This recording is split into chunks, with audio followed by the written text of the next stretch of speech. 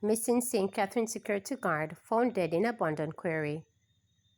Investigators in St. Catherine have launched a probe after the decomposed body of a 52-year-old security guard who was reported missing last week was discovered in a bushy section of an abandoned quarry and reservoir in Teduga Park.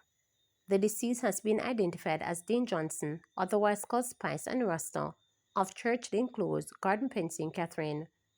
Johnson's body was found in a highly vegetated area about 5:30 p.m. on September 12, reports stated. The police, with assistance from the Jamaica Fire Brigade, retrieved the body. According to police reports, relatives had reported Johnson missing on September 10. The Spanish Town Criminal Investigations Branch is probing the matter. Find another profession.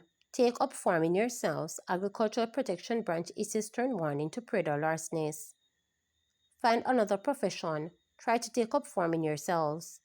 This is the warning to praedial larcenies as the Constabulary's newly established Agricultural Protection Branch, APB, presses forward with efforts to safeguard the livelihoods of the nation's farmers. The branch was officially launched in June. Its commander, Acting Assistant Commissioner Earl Pascoe, said it is already reaping successes in combating crimes plaguing farming communities. Last Wednesday, the APB, in an operation with the St. Elizabeth Operational Support Team, seized 6 goats and took 1 man into custody along the Gutters Main Road in the parish. Speaking with reporters, Commander Pascoe said his team is ready to apprehend praedial larcenies, especially with the Christmas period fast approaching. He explained that there is usually an increase in praedial larceny between now and December, but the APB will not relent in its effort to reduce the illegal activities. Commander Pascoe assured that the APB is confident that over time and with consistent development, it can reduce or eliminate praedial larceny. We, the Agriculture Protection Branch, was specifically formed to target you and your activities and your cronies' activities. We're going into the Yuletide season when there's an upsurge between now and December in the theft of livestock and crops. Our aim is to arrest and charge and put them before the courts, and we have done the groundwork because these latest amendments have increased the fine significantly, and we're working with judiciary, we're working with other law enforcement agencies, and we're working with the Ministry of Agriculture and Fisheries in order to ensure that we detect you, we prosecute you, and of course, we expect for you to get a lengthy sentence. So those 3-month sentence and community service would be a thing of the past based on what we're aware of these amendments are, and we're serious about apprehending. We want the farmers to benefit, not you, from their hard work. So please, find another profession. Try to do farming yourself because this won't be lucrative for you going forward. Grange calls on PNP to indicate what action it will take against Norman Scott.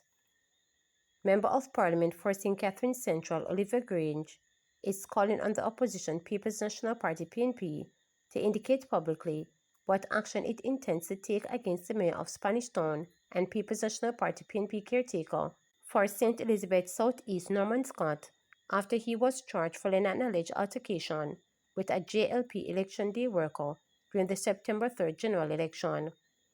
Violence in any shape or form is to be condemned. It is good that moves have been made to hold Scott accountable. The representative of the Jamaica Labour Party who Scott reported the attack has the full support of our party.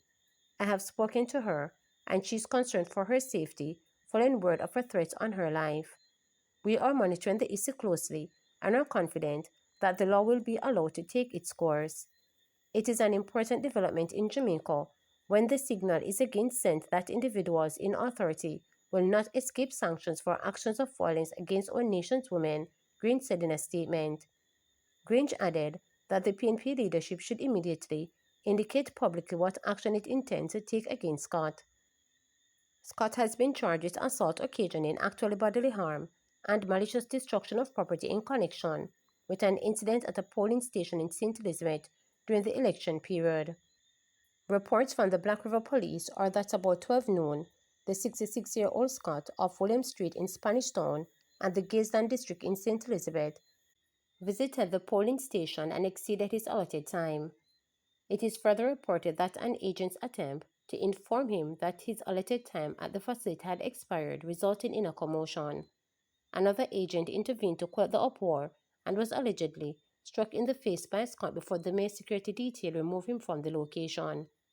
Summons for the offences were formally served on the mayor on Friday, and he is scheduled to appear in the Santa Cruz Parish Court on Monday, October 13. Businessman woman held after police seized 13 imitation rifles in St. Mary raid. The police have arrested a businessman and a woman in St. Mary after seizing 13 imitation rifles and an imitation pistol during an operation linked to a multi-million-dollar fraud investigation. The arrests, carried out on Saturday in White River, are part of a wider probe being led by detectives from the Counterterrorism and Organized Crime Investigations Branch (CTOC), a statement read. The suspects are facing charges of breaches of Firearms Prohibition, Restriction and Regulations Act and the Proceeds of Crime Act. According to police reports, CTOC personnel supported by the Specialized Operations Branch conducted a search between 6 a.m. and 10 a.m. at the premises where the imitation firearms were found. The identities of the two individuals are being withheld pending further investigations. Acting Senior Superintendent of Police Victor Barrett of CTOC underscored the significance of the arrest and the importance of community partnership in dismantling organized crime groups. There are criminal groups intent on undermining the safety and stability of our communities. They will use imitation firearms as a deliberate tactic to intimidate residents and commit crimes. Bartlett stated, "It remains our duty to ensure that they are removed from the streets and the perpetrators are brought to justice. We are urging citizens to remain vigilant and continue to support the police in disrupting criminal activities. The public is being urged to report criminal activities by calling CTOC at 876-967-1389, the National Intelligence Bureau at 811, Crime Stop at 311, Police 119 emergency number or the nearest police station." Student urged to know constitutional rights. Upper 6 student at the Carteret College, Brittany Brown, is urging her peers across the island to become knowledgeable about the Jamaican Constitution and their rights. Addressing the 2025-2026 ceremonial reopening of schools in Manchester at the institution in Mandeville on September 12, Brian, who has ambitions of becoming a lawyer, said the document contained the rights to which citizens are entitled, and those rights are not for adults only. It is important that we understand our Constitution because it outlines our fundamental rights, and once we have an understanding of this, then we know who we are and what we stand for, and no one can tell us anything different, she stated. The Ministry of Legal and Constitutional Affairs has an active public education program on the country's law, legislative process, the Charter of Fundamental Rights and Freedom, and the government's legal and constitutional reform agendas. The program, which engages various stakeholders including students, also seeks to enhance access to justice and improve public awareness about constitutional rights. Brian, who is a member of the peer council at the Carteret College, is also encouraging students to protect their mental health as they begin the new academic year. Mental health is a very crucial issue that I believe everyone should be informed and aware about. There are persons who go through a whole lot of things on a daily basis, and we can start by just being kind to one another. That can really help. So, one thing that I would really like to see is that we are kinder, because that goes a far way, she stated. Students can access mental health support through the Ministry of Health and Wellness Mental Health and Suicide Prevention Helpline at 888-639-5433. To subscribe, like, share, and click the notification bell for daily updates.